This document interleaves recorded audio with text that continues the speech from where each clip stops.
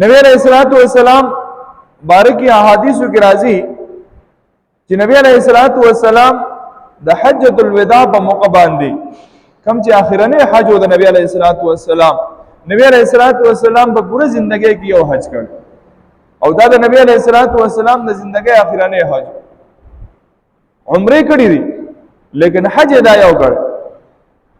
نبی علیہ الصلوۃ والسلام بارک راضی صحابه فرمای